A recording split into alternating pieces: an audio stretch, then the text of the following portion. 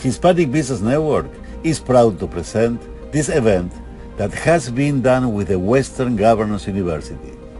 We have 4 leaders from different communities.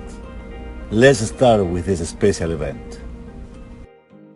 Let me introduce you our Master of Ceremony, Soledad Mauricio. Soledad is at the Board of Directors of the Hispanic Business Network. She has been helping our association for almost 8 years. And I asked her to be today the Master of Ceremony. I'm very proud, Soledad, to have you here with all of us. It's always nice to have you. And the floor is yours in order to do the introduction of this meeting. And I hope that we're gonna get good information from all of us. Soledad, the floor is yours. And thank you again. Thank you, Jorge. Hi, everybody. My name is Sol. I am part of the Board of Advisors here at Hispanic Business Network. Thanks so much, everybody, for being here today and joining our special event. Today, the Western Governors University and the Hispanic Business Network Association is so proud to present this special event with 4 extraordinary leaders from different cultures. During this event, each leader will answer different questions based on their customs, branding, and experience. This is a great opportunity. We all agree that this is a great opportunity to grow, to motivate ourselves, and what is most important, to learn a lot from all of them. So I am going to start introducing this amazing panel that we have here today. And I'm going to start introducing Mabel Katz. Mabel Katz is an internationally acclaimed speaker, author, and seminar leader who is recognized as a leading authority of the Ho'oponopono and Asian Hawaiian art and practice for achieving greater clarity of purpose and living as well as working more effectively. She has crafted a series of keynotes, talks, and seminars for corporations, businesses, and individuals, including seminars for children that apply the practices of Ho'oponopono to bring companies closer to their full potential and give people an edge at work in all areas of life.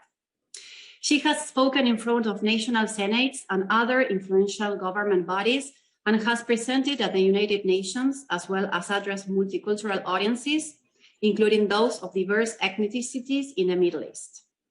Mabel was also rapidly acclaimed for her work in support of world peace.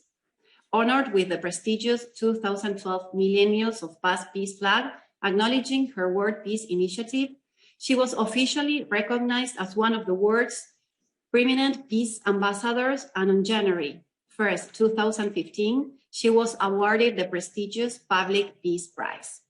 So Mabel, we are so happy to have you here today, and we feel so honored that you are a member of these prestigious panels here today. I'm very thank you that you are here today joining us. Thank you, Mabel. Thank you guys for having me. Thank you. Thank you. Thank you so much. I am going to continue introducing this amazing panel that we have here today of these international speakers. And I'm going to continue with Mr. Richard BENBOW. Mr. BENBOW is the current Regional Vice President of Western Governors University. His distinguished career spans the public, private, and nonprofit sectors. He was most recently the Chief Officer of Government and Community Relations for the University of California, UCLA, where he drove strategies and efforts for the advancement of UCLA through legislation, policy, regulation, and relationship building. Mr. BENBOW is active in his community, most recently serving on executive boards for the Los Angeles Area Chamber of Commerce, the City of Los Angeles Workforce Investment Board, and the Valley Industry Commerce Association. He has served as a board member for the Harvard City Boys and Girls Club and was advisory board member for Urban Media. He also assists young aspiring college students, athletes, coaches youth basketball and football, and serves as a mentor. Thank you so much, Mr. BENBOW, for being here today. It's a pleasure to have you join our prestigious panel. Thank you so much. Thank you for having me. Thank you. I am going to continue introducing to Mr. Glenn Waipa, retired law enforcement officer with experience in crime scene investigation and crime scene photography. He is the chair of the board of directors at Sase Museum of Art. His love for photography began in high school, and his work added a technical aspect to his expertise, Currently, his interests are fine arts and commercial photography. Mr. Waipa sees his photographs as modern realism, abstracted and asymmetrical, yet depicting inanimate objects in a lifelike situation. He's interested in the textures and the shapes of the objects and how they create visual interest with lights and shadows. Thank you so much, Mr. Glenn Waipa, for being here today. It's an honor to have you here. Thank you. Thank you so much for having me. And finally, I would like to introduce you to Mr. FELIX LATZO. In the late 80s, ecologist FELIX LATZO created and founded the educational method for environmental awareness, Let's Plant America, at the University of District of Columbia, Washington, D.C. The original title, Let's Plant America, was also given to its twins programs, Let's Plant Europe, Let's Plant Asia, and the Spanish version, Plantando America, for Spanish-speaking countries. He was nominated for the 2020 Nobel Prize for presenting a solution to save the planet, working alongside school children around the world. He assures that there is no longer time to lose. Thank you so much, Mr. FELIX LATZO, for being here today, and I'm very sure we all agree with that. Thank you. And finally, this amazing panel that we have here today joining us is going to be moderated by our founder and chairman of the board, Mr. Jorge Rabazo. Mr. Rabazo was born in Buenos Aires, Argentina. He came to the United States in 1988 to improve himself pursuing the American dream with almost no money and a little knowledge of the English language. In 1982, he started working as an insurance broker. Until today, he was recognized for his hard work as part of the $1 Million Round Table, with a very successful career, which he currently maintains by providing financial advice to his extensive list of clients and friends that he has met during more than 20 years of profession. In 1998, he founded Hispanic Business Network, which is a recognized association in Los Angeles comprised of people of different Hispanic nationalities. This association is registered as a non-profit organization and has been organizing monthly meetings, networking events, parties, and business seminars. He's proud to be the founder and chairman of this group, and he considers the proper gateway for all other communities to get involved in the Hispanic community. Hispanic Business Network provides numerous projects that help and educate us to be better leaders and to have successful lives. Jorge Rabazo is considered one of the most recognized Hispanic leaders in Los Angeles, and he's regularly invited by organizations and prestigious companies to give motivational talks. He gives online webinars every 2 weeks about motivation for leadership based on his book, 12 Tools to Live Better and Be More Successful, in which he explains how he, himself, converted from a frightened immigrant into a successful citizen. So Jorge, I will pass this to you. Thank you so much, everybody, for being here today. And Jorge, the floor is all yours now. Okay, thank you, Soledad. Let's do a digital applause to you. You are a very good and perfect master of ceremony. Thank you. And when you introduce us, it's something that we are now very excited to see how this meeting is going to go. But let me tell you to all of you, this event is going to be very, very important because we're recording this. And the kind of questions that we will have are questions that all the people ask themselves. So we're going to do video with each question in the future, so people have a reference to see with each question what is the best answer that all of these 4 men is going to give, men and women, is going to give it to us. Because the people that we have been chosen, they are really leaders. People that have been talking in front of the people with a lot of, that they have goals, people that accomplish a lot of goals in life. So this is very, very important. I'm so proud that I'm doing this with all of you. And I am so happy that you accept the proposition from Hispanic Business Network and the university to come over and stay with us. So this is one of the most important days maybe, in our life, because we are teaching here. It's about education. So I'm going to go with the first question. And the first question is going to be to FELIX. FELIX, I have been, from the time I saw you, very proud of you. You have been working for this earth for more than 20 years. I know your heart. I know you want to save the earth. And that's why you received the nomination of the prize, of the Nobel Prize. You really, really deserve this. So, for you, my dear Felix Latzo, what is the biggest mistake someone can make in their life? I said I want to make a clarifying note. I was nominated for the 2022 Nobel Peace Prize. Okay, so that's number one. Thank you. The question you asked me, precisely after 30 years devoted to trying, as you said, to help the planet, I have no doubt that the worst mistake that anyone can do is to give up your life dream. I repeat, it is to give up your life dream. That which you dream, that which you want to conquer, that's, of course, I'm talking about your life dream, not just any specific, I want to go to this basketball game, and that's not the point, right? So I am answering you this question in 5 words. Don't give up your life dream. Whatever it takes you, follow your dreams. Never give up. Naturally, it is said, it's simple to say it, but I know that you can find in the way 1,000,000 obstacles. You can find many, many problems, but that's precisely life. You know, how to learn how to deal with all these questions. So that's my answer to you, my dear Jorge. Thank you. Thank you, Felix. You know, and today is very, very interesting because we have 4 different cultures. You know, we are from different backgrounds. We born in different parts of the world. But maybe in some of the questions, maybe we are going to be, you know, together and doing the same question, the same answer in one way or another. So now let me ask Mr. Glenn Waipa. Glenn, you are from Hawaii, and you are a man who is involved in art. So you put your life in art. You are a photographer, you run a museum. So what is the biggest mistake someone can make in their life, Mr. Glenn? I think the biggest mistake would be the lack of appreciation, and that is the lack of appreciation of what you have now. I think our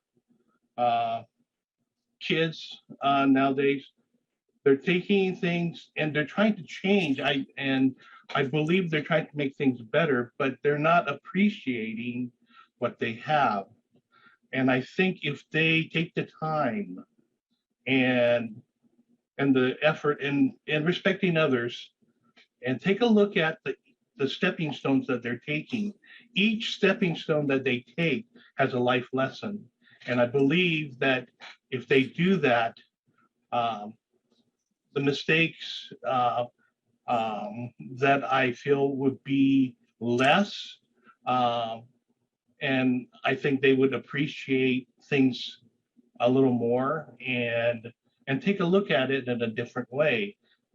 And each of the steps, like I said, would give a life lesson on how to live your life successfully without making any mistakes. Okay, thank you. Thank you, Mr. Glenn. Yeah. So now, Mr. Richard BENBOW, how are you?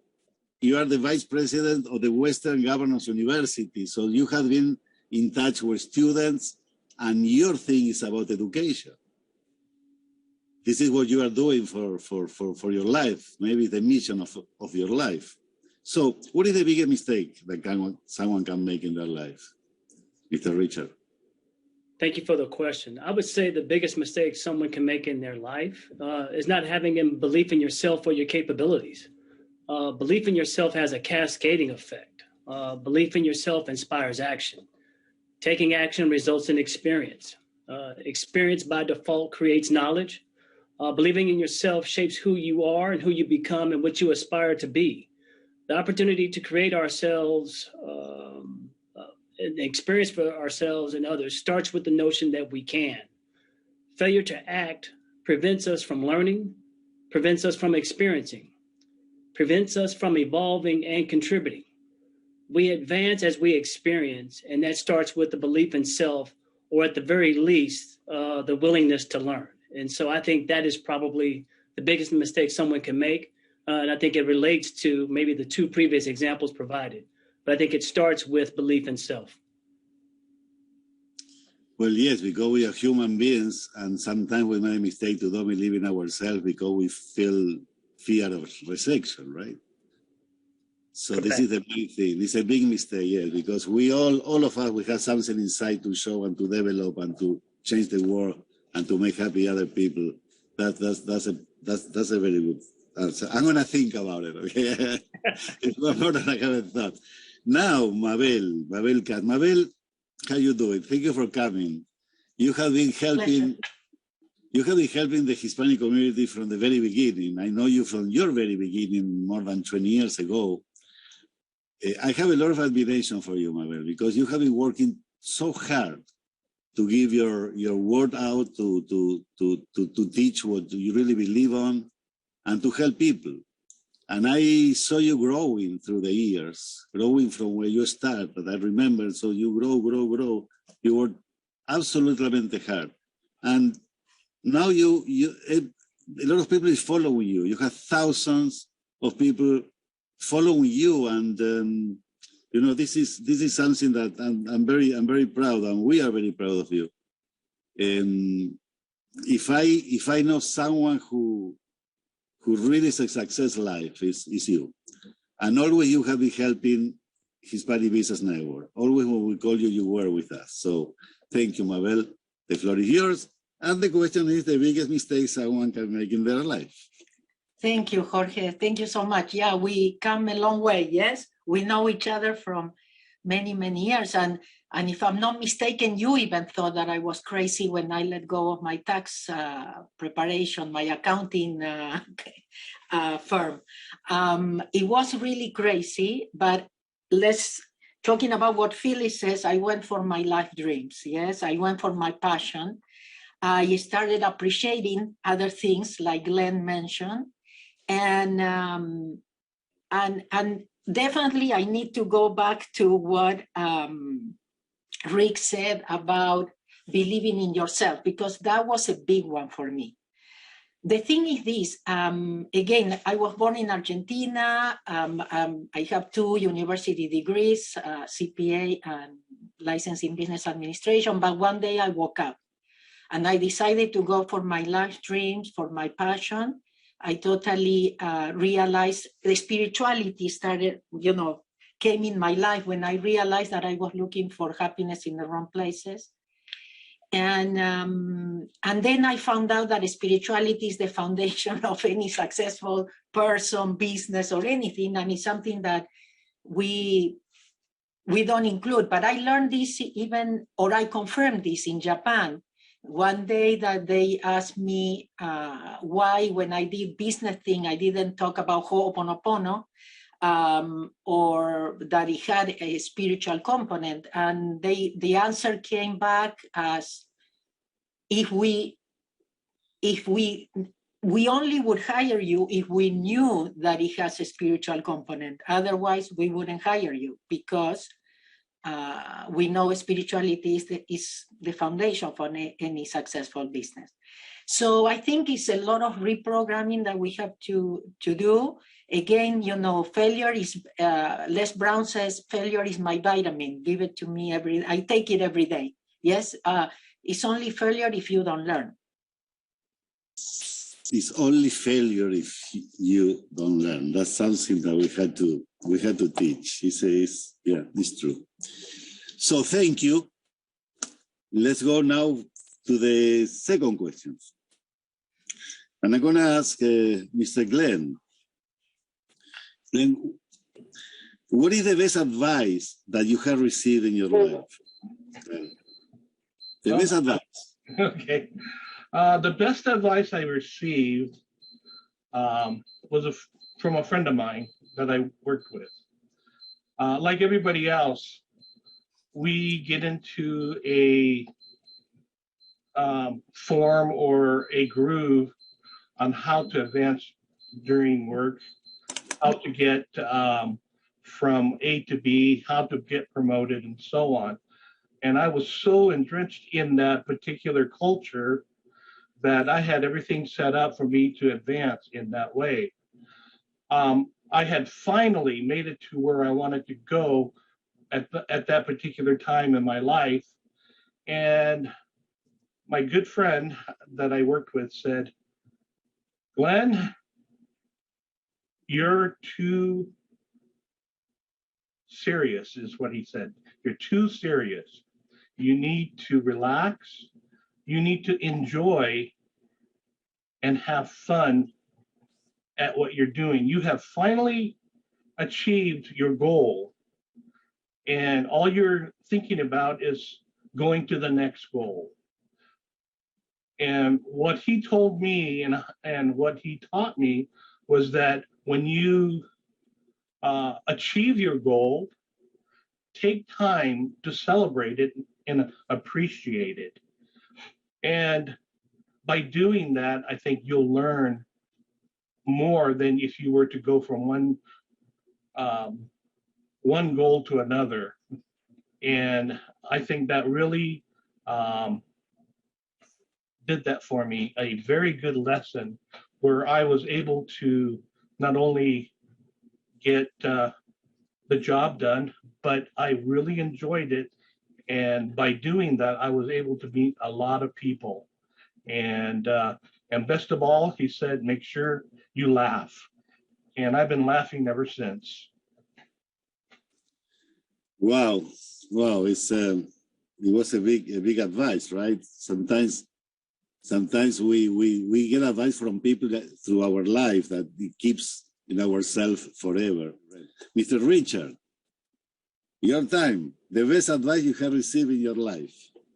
The one who will say, wow, what's the advice? I'm going to write this in the wall in my room and I'm going to keep it forever. Which one was it? I think I'm going to go with Glenn's advice. That was very, very profound and very appropriate at this time, is that we have to take time to celebrate the wins and enjoy it. But what the answer I had was, maybe relates to that just a little bit, in that it's necessary to have mentors.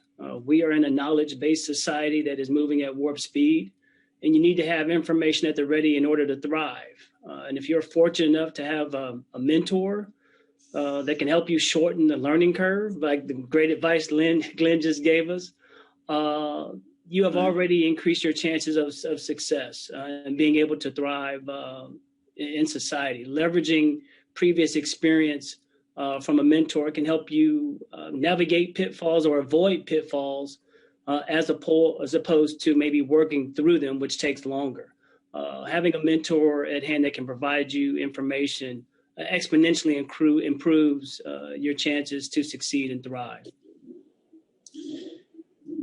Yes, Richard, this is very powerful because we don't have the mentor idea in our mind. We don't have the idea of having mentors. Some people don't know that mentor is very helpful because they don't know even what a mentor is. It's not integrated in our life. You're really, really right. Mabel, what is the best advice you have received in your life? So the best advice that I received was you just have to be yourself. When I realized that I was going to do this as a career, I went to my mentor, Dr. Ihaliakalahulen, my Hawaiian teacher, and I said, okay, so if I'm going to teach, I will have to learn how to do public speaking. Yes, I'm an accountant. And he says, no, that will take all your naturality. They will teach you how to look, where to look, how to move. You just have to be yourself. And yes, that was the best advice, that I can take on not only my professional life, but in my personal life. See, we are always looking for approval, yes, from people. So when I get on the stage, it doesn't matter how many people are there. I don't get nervous because all I have to be is myself. So I'm not looking for approval. I'm sharing, I'm offering, things that help me. And I would like to add one more thing. What is the best question somebody asked me?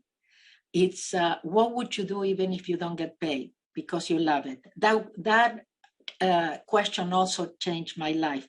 I answered when I was an accountant, and we have to know that we all have a part of us that knows why we are here. because that's really also a very important question. Yes, who am I and why we are here?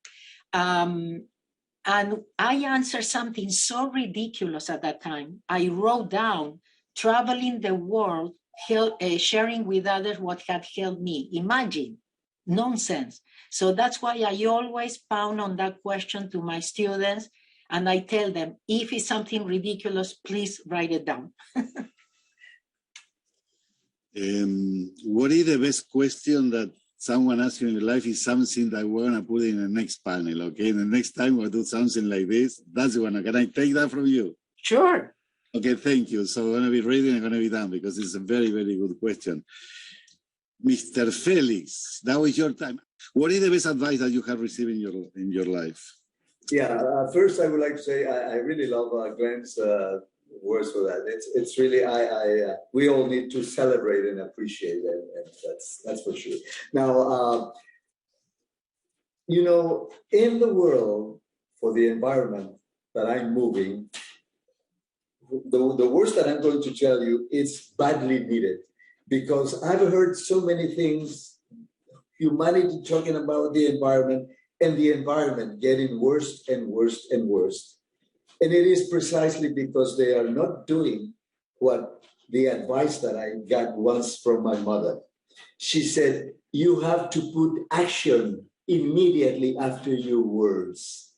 Because if you just talk, and talk, you will spend your life talking. So it has to be action. And you know, when I see all those big events at the United Nations and all those big activities from trying to help the environment, as I said before, and I've seen books and books and books about how to help the environment, but no one really moves one finger. So the point is, put action immediately after your words.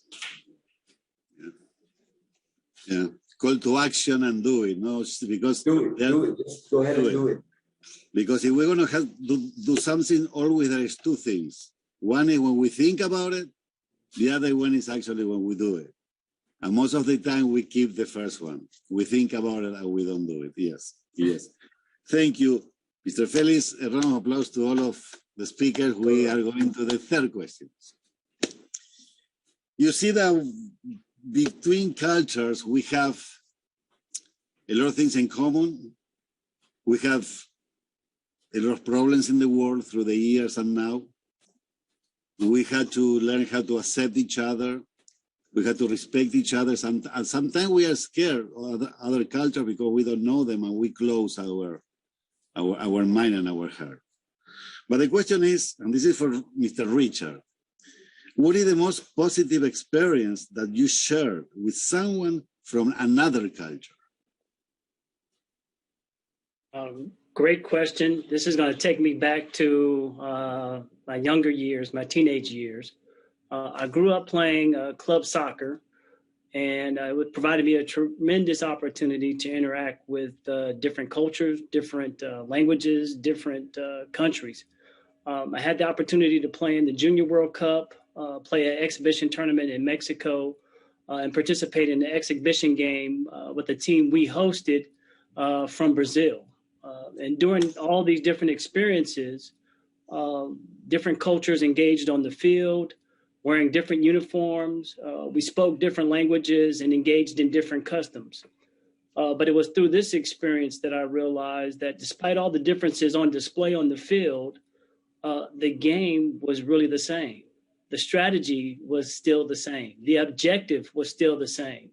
And after each of those games, we all shook hands in admiration and respect for the competition, but also the opportunity to engage with a different culture, a different set of circumstances. Again, whether it's in Mexico or hosting a team from Brazil, everybody brought something different to that match. But at the end, we all respected and admired each other for contributing to that experience. And that is, for me, probably the most positive experience I had in coming together as a team and experiencing different cultures, but understanding that at the end, it's all the same. We are all the same. One goal, one strategy, and advancing camaraderie amongst the different cultures and languages and customs. This is very powerful, this answer, Richard. You know why? Because they are synergizing. And when you synergize with other cultures, the result is even better. So working together with all kind of culture gives a better work, gives a better idea, gives a better life. This is a very, very good answer. You find the most positive experience. It is, yeah. You find the most positive you have had. Mabel, dear Mabel, how many countries have you visited in your journey giving public speaking? No, not traveling for fun, giving public speaking. How many countries? I think like 38, I think. Okay, sorry, I'm gonna give you, or we are gonna give you only 2 minutes to answer. No. It's very short because also Rick kind of said it. One of the things that I found out is that we are all family. We have the same challenges. We are looking for the same things, you know, no matter where you are. I had the opportunity to present a lot in the Eastern Europe. So I go to Romania, Hungary, I go to Croatia, Serbia. And you might think, oh my goodness, how crazy, you know, those countries. But I actually feel like family. They are very nice. They have a lot of Latino style things. And they are very warm people. So you are surprised, you know, that we could be so different and at the same time so the same, yes? So many times people ask me, what's your favorite place of all the places? What are your favorite people? And I cannot tell. Also because I'm also in a special position that I see the good, yeah, of each place. And I also work with people that are looking for change, that are looking to be empowered, that are looking to make a difference. So, you know, you cannot generalize. But that is my experience, that we are all family. We are same questions all over the world. I get, oh no, it's a different question because it's a Croatian question. No, it's the question that I ask in Argentina, in Mexico, in wherever. Yeah, I think this is what is called the universal law, right? Yeah. That we all know what the universal law is. And let me add that a lot of people love you, by the way. You're now in the stage and people is looking at you. You are the kind of speaker that, you know, I see the Well, I said they invite me back, so something I'm doing right. yeah, something you're doing. There's no doubt about it. Mr. Felix, what is the most positive experience that you also have been going around the world? You also know a lot of people. You are also, in whatever place you are at, everyone is, you know, have a privilege to be in front of you. Yeah.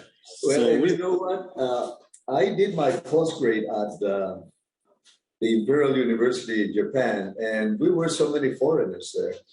And I think this is going to be a common answer to this question because, and also after traveling so much, as you said, with these efforts of the environment, I realized that we all are human beings, you know, with the same needs and same dreams. Precisely, that's why I created one of my own favorite sentences, which said, do not label me with any race or nationality, because I am a member of the human species and a citizen of planet Earth. I will repeat because it's in my brain, it's in Spanish, so I have to be sure I'm saying the right words in English. Do not label me with any race or nationality, because I am a member of the human species and a citizen of planet Earth. We all are the same. That's what I discovered after all visiting so many countries and sharing with so many persons around the world. We all have the same needs and same dreams, etc. We are all humans. Exactly. What you are doing for all of us is for all of us. So you are trying to save the planet to wherever people is in the planet. I mean, you are always giving your heart to all of us. It's different, you know, if you have a mission going to, you are doing this to all of us. Now, Mr. Glenn, the most positive experience that you share with someone from another culture is I teach judo as part of my extracurricular activity, and we have other clubs that come to visit and train at our facility. And usually they're from different countries, and you can probably tell I'm a foodie. I love food, and what we do after we practice is we go to a restaurant, and we experience that culture's restaurant by eating the food that they love and exchanging all the different things that they say about the food. Oh, my country does this with the shrimp, or my country does this with the vegetables.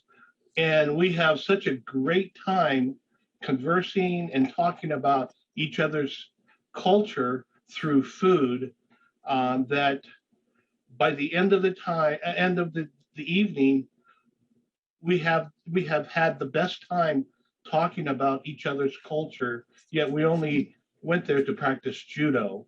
So that probably is the best way that I was able to express and share someone else's culture, and in turn give them some of our culture on what we do. And I think a good starting point is food, and everybody loves food. And that's the way you connect with other cultures. Yeah. Jorge, I have two experiences that I had that it just came, and with the utmost respect to time for everybody, if I can share it now or later. It has to do with this, with cultures, but...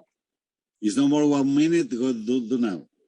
I do it now? Okay. Please. So there were two experiences that I think they were profound to me. Once when I presented in Japan, and at one point I see my translator is crying. So I go to her and I say, what's going on? And she said, do you realize that there are people in this room that just danced for the first time in their life, or they hugged for the first time in So no, I didn't know about Japanese culture, and that was very, very profound. So that is how we can learn from each other, how we can teach and learn from each other, the good things, yes? But the other one, it was in Chile. There was I am Jewish, and a Palestinian guy came to the training. And in the first break, he came to me and he says, I don't agree with anything you said. And when I saw your Jewish last name, I thought, why would I come? What does she have to teach me? So because I practiced what I was teaching, Ho'oponopono, I didn't engage. I kept my mouth shut. He explained to me what he believed. And when he finished, because I wasn't thinking, I'm going to tell him this and that, what my intellect was telling me, what it came out was, I think we are talking about, I agree with everything you told me. So I think we are talking about the same thing, calling it different ways. And at the end of the training, he gave me a big hug, and he yelled to everybody, in the room, and he said, this is peace in the Middle East. Oh, wow. And as you know, I do have a world peace campaign, yes? Peace begins with me, with each one of us. Peace within is world peace. That's something that we all wanted for too many years. So thank you, Mabel. Sure. So an applause for this question that it was answered perfectly for 4 of you. Now I'm going to go to another one. And I'm going to say thank you to Alonso Hills. I'm seeing him in the audience because he's working for the Western Government University. And because of him, we, Hispanic Business Network was able to do this unbelievable event. And Alonso, this is the one you like most. And so we chose this because of you. So this is, because you really like this. And the question is, Mabel, you are the first one. Now I have you on the screen. How do you, thank you, Alonso, for everything you have done. Mabel, how do you empower yourself after failing a project? Something that happened to all of us. Yeah, well, when somebody tells you no, when things don't work, you just have to say next. Something better is coming. Maybe it wasn't right, or it wasn't the right time. I mean, it is about not taking it personal. and knowing that we all, or like I said before, failure is our vitamin. We take it every day. They said, failure is the other side of the coin of success. It's part of the journey, it's part of getting there.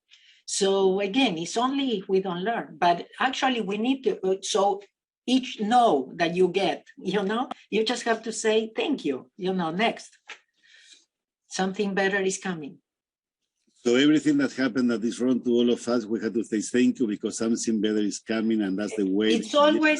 It's always a blessing because the universe is perfect. So it is about accepting, appreciating, like we talked about before, concentrating in what it works, not what it doesn't work or what you are lacking, celebrating, because sometimes we don't give credit to ourselves for the things we accomplished. We are always looking to what we didn't or what it didn't work. So what are you focusing on too? Very important.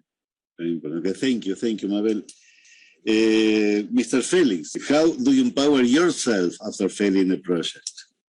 That was the hardest thing you asked me to answer, because it is said easy. You can say it very easily, right? I just move, but it takes a lot. It's not just as simple as it looks.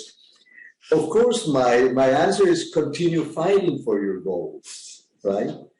I have to continue fighting for my goals, but that's why in my case, in my very personal case, my goal is so special to try to help the planet that I'm sure there will always be a next opportunity. But that doesn't mean that things, institutions, and people don't slam the door in your faces. They do. But as Mabel said, those, and I'm for sure, those are vitamins, because after all these years of struggling and fighting, whenever someone closes the door, I feel stronger. This is very interesting. I feel like, so that's it. Now, let me show you what I can do after that slam of door. So it is a vitamin. Thanks so much, Mara, for that word. It is a vitamin. And again, it's continue fighting for your goals. And there's one thing also that I have to say this. We have to keep our health in good shape. That is absolutely. Because we have to be in good shape and in good health in order to continue the fight. You have to be prepared. Yeah. Okay. Mr. Glenn, how do you empower yourself after failing a project? Yeah, this was probably one of the harder questions that I was looking at. For me, what I did at work before I retired, failure was not an option for me. So what we learned and trained for is what we call fail forward, which means if we do fail, we learn from our mistake. We make better decisions next time. Identify what you did wrong so that you can go forward and make sure you don't make that type of mistake. And the biggest part of that is to make sure you forgive yourself. Yes, I made a mistake, but I'm going to do better. And you will do better by failing forward, learn what you did wrong and not to make the same type of mistake, and strive to make sure that others learn from your mistake also. Yeah. Okay, thank you. And Mr. Richard. Jorge, I think there's a recurring theme here. Number two, I would just chime in and agree with the panel that this was probably one of the more difficult questions. But I think we all came up with similar answers. I empower myself after failure by trying not to attach myself to the results. I want to attach myself and my ego to the process, the action of attempting. I'm often reminded of a quote from Nelson Mandela that we win or we learn, we don't lose. and you find success in the learnings of failure. You take time to debrief, identify the learnings, take a deep breath, get up and go do it again, armed with the knowledge of failure. And like Mabel said, it is our vitamin. You know, when I was hearing to all of you, I had the feeling that also one of the most difficult questions to answer. But because of experience, I went through a lot of failures, like all of you. I went through, success like all of you, and I say all and more the audience and everyone in the world. But I really remember that when I was in the middle of the failure, after that, something good happened. It was after that, I remember saying, okay, this is the failure now because I didn't get this. I had to wait. I had to take one day at a time in my life now. Be strong, don't give up. And something's going to happen because that failure sometimes gives us the possibility to do changes and the possibility to do more things for our life. So we had to see that we are not going to be in that sensation of frustration for all our life. Life doesn't go that way most of the time. So sorry, I give you the answer. I don't have to. I'm not part of the panel, but for me also it was very difficult. And then when you say that I cannot answer this, I had to answer this. So I'm really sorry. So now an applause because of this question for the 4 panelists is perfect. We are learning a lot. We go for the next one. Well, I'm gonna choose Felix. What is more important, Felix? Time or money? I have no doubt, not 1 minute doubt. Time. I know. Why? Why? Well, I'm going to put it this way. If you ask someone who is in a difficult situation, who's passing away, and you ask him, you want this $20 million or you want 3 more months? Life is of the essence, and time is of the essence. And no doubt that, as in the people from Costa Rica said, pura vida, that's life, and life is time. If you don't have time, you don't have life. And money is just an access for that. That's my point. Yeah, it's like time is time and money is consequence. Now I'm going to choose Mr. Glenn. Time or money, Mr. Glenn? What is most important? Well, it's true. Time is more valuable than money because time is much more, it's more linear, I guess you can say. You can only have it once. You can make more money but you can never make more time. Because you can use time to make money, it's kind of a going back and forth, but you use money to probably enhance your time. So some people with money will say, well, I feel great because I have money and I have time. But if you have to say what is more important, which one, time or money, everybody will say time. And I don't think anybody else would say money. The reality is that time is what you have and what you could spend with people that you love, your family, and so on. And overall, I believe that everybody would say time is the most important aspect other than between money and time. Okay, all right, okay. And how about you, Mr. Richard? Time is the most valuable commodity. And I think all the other panelists said it, but I will just sum it up like this. If you waste your money, you've simply wasted money. If you waste time, you have the possibility of wasting your life. Time is absolutely the most valuable commodity and more important than money. Yeah, you're absolutely right. You know, because of my profession, I know a lot of people from very deep feelings because they tell me about things, their personal things. And one of the regrets that most find is what I didn't do in my life. That's one of the most things they regret. I didn't do this, I didn't do that. And especially all of these things I didn't do is not about money. It's about family, about friends, about time I didn't take to do important things that life goes through, and it is too sometimes. So 4 of you and myself, 5 of us, we are almost in the same thing. It is absolutely, it is most important time. The problem is that sometimes we have a lot of temptations to get things, advertising temptations, and we go from there, and then it's like the system take us to make us think about money most important than time, and that's one kind of mistake that we sometimes people do. So Mabel, I left you last.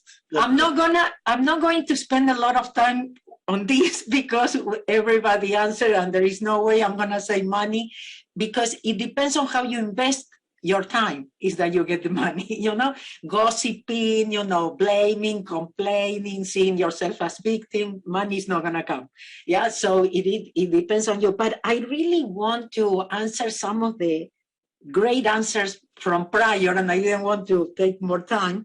But Felix said something that is really also very empowering to me when somebody says no. It's like, let me show you. Yeah. Oh no, it cannot be that. Let me show you. You know, so for some of us, that's, and I do agree, Felix, that sometimes it's not easy, but it all depends on the conversations that you have with yourself. Yes, if you say it's difficult or how come or things like that, but if you go into the next or something better is coming, it will pass.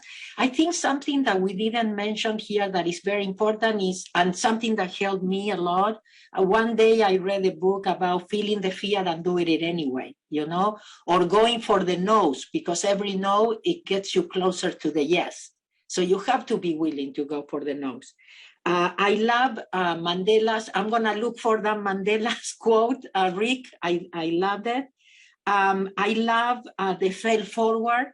Actually, there are studies that when teams don't make a very good, they don't have a very good game, if they compare teams that concentrate on what they do, what they did good, and teams that they didn't, of the mistakes, actually the next game, the ones that concentrated on the things that they did right, wins, you know, or get a better score. So again, what are we focusing on? And I think that's, and also we talk about results. When you let go of expectations, life is much easier. When you accept and appreciate, life is much easier. Right. So now you can applaud. Applause to all of us that we answered the question, which is more important, time or money? And when we were going through this event, I really believe how important it's going to be for all of us and for the people that's going to see this video in YouTube or whatever social media. But I really also believe that they will have to go back, because this is a lot of questions very deep, and each of you are giving different questions. It's impossible to see everything at once, because it's impossible to keep all the answers and process them, but it's going to be very helpful and very educative. And they're going to have to take this in portions, right? Because it was very, very, very strong and very, very intense. Now, we have one question from the chat that said, can we discover our mission in life? So how can we discover our mission in life? And I'm going to ask Felix to answer this question. That is the hardest. I love that question. Oh my goodness. I'm not prepared with an answer like I was with the other 5 ones. So I would say it takes steps. First, you have to have education, okay? When you are going through the process of education, then you can see what is it that attracts you more. But again, it would be difficult for anyone to have as many experiences as you can be able in order to tell, oh, this is the one I like. So it's a hard question, no doubt. I just want to mention something. In Japan, people do three things that I really love, and that every time I have the opportunity, I tell to other people. They learn a language, they practice a sport, and they play an instrument. Mm-hmm. And what is it that this does? It allows your brain to grow. Whenever you learn more languages, believe me, your brain is growing to its fastest speed. Whenever you learn to play an instrument, it is the same. And whenever you practice a sport, it is the same. Once you have that development in your brain, you'll be able to find your purpose in life in an easier way. Okay, thank you. Thank you, Felix. So now we are going to finish, but before that, for the four panelists, do you have any comment? How do you feel giving us your answer to the people? Any comment, anything that you want to add? Mabel, Glenn, Felix, what do you feel about this event? How do you feel about what we have done today? Yeah, you know, this was a great panel to talk about these things, and they really related to what's going on today. And it was, I felt really good that everybody was on the same page as far as what we needed to do all the positive things that we were answering. And so I thought this was a very good panel on all the questions that was asked of us and how we answered them to better, hopefully, everybody that watches this this panel, and maybe we can get them to help themselves or help others. That we have given them something to take home. And if it was one thing that they took home, that would have been great. And I'm very happy that this was accomplished. Yeah, yeah. How about you, Mabel? Do you think that this kind of question is helpful for people? Okay, now I'm unmute. Yes, definitely. Definitely. Somebody already put something in the chat and said, I've learned something new today. Just if you got one thing, you know, it will be worth it. I hope people will comment afterwards and will let us know. But I think it's definitely, I think we touch on things that are very deep, like you said, profound, and I'm sure we are going to help a lot of people that sometimes maybe they are into the fear or with expectations, or they are not appreciating, or they are not living in the present, or, you know, or they thought that they failed and that's it. No possibilities, or seeing themselves as victims. So definitely, and I stumble with my passion, so I know it's possible. The universe will always guide you if you allow it. Exactly. And, you know, we all have in our life people that in some moment say something to us that go with the way that I was in my life. Like I hear this for someone, maybe, I don't know, 20 years ago, I still remember what he said. It's like, you know, the right question, the right phrase for someone that I don't remember even his face, but I know that he helped me. And this is what maybe we accomplished today. I learned too. I took notes. I learned too. So thank you. So I really appreciate the help of all of you coming here. And for us, you are very important people. And this is gold. But we're going to do now the video. This was recorded. And Mr. Rick, with the permission to the Western Governor University, if we can have this video, we can make 5 different videos for each questions. and then people will go for maybe 10 or 15 minutes to see one question with the 4 answers to all of you. So with your permission, we're going to do that. Let's talk later. And I think we have done what we wanted to accomplish. We have to be very happy to ourselves and to all of people coming here. And someone else want to add something? Really quick, Jorge, in closing, I would just like to, number one, just thank all the panelists for the time to engage in dialogue and provide some insightful perspectives. But one big takeaway, I think, and I go back to my club soccer days, is that all the panelists came from different backgrounds, different ages, different ethnicities, different cultures, but there was a common theme I think you can find in all the answers. And so despite all of our differences, as we go through life and go through experiences, we are very much the same in terms of where we're striving to be, what we're striving to do. And that was just really, really refreshing to see. And I am appreciative of the opportunity to learn from all the panelists. And again, thank you for your time. Yeah, and can I say a few words also? Sure. Jorge, you just said something which is crucial. Words by Deepak Chopra, synchronicity. We are in the right place for the right moment, doing the right thing. So Glenn, Rick, and Mabel, it's been a pleasure to be with you, naturally with you, Jorge. All my gratitude to you. I've had a wonderful time, and you can be sure that I will celebrate and appreciate it after this.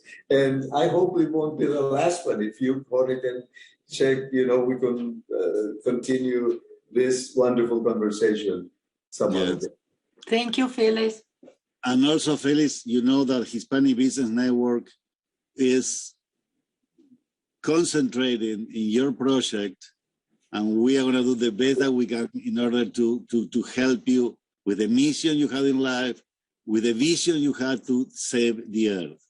And I hope you know that all the people here, even Glenn, Rick, and Mabel, will know what you are doing for the earth. Help us to develop our project. As I told you, Hispanic Business Network will be with you because it's something we all have to take care of. It's about all of us. And we are not taking care in the way it should be done 20 years ago when you start with us. And to end, I want to thank also Carolina Barale. Carolina, thank you for helping us. You are the perfect people, to do everything, to emails, to do so. She's also part of the Hispanic Business Network. She's not only part of Hispanic Business Network, she's the one actually who make everything possible. So an applause for you, Carolina. You are always there for us. So we have a happy life.